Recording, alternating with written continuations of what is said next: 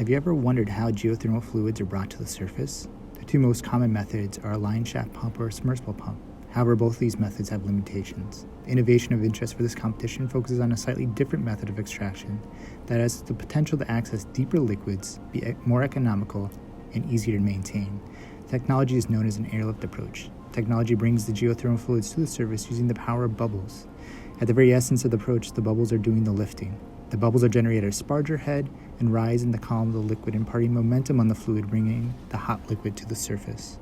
The sparger head is a detailed component that lends itself well to being manufactured using an additive approach. The nozzle geometry is critical to generating bubbles, which will impart the most efficient flow on the geothermal liquids. Advanced CFD and topological optimization simulations will be used to design and optimize spargers for a given well and flow condition.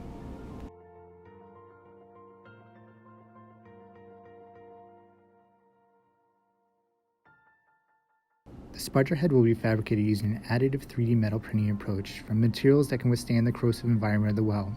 Preliminary design of the sparger head using a 3D approach have eliminated the need for gaskets and other features that are prone to failure within wells.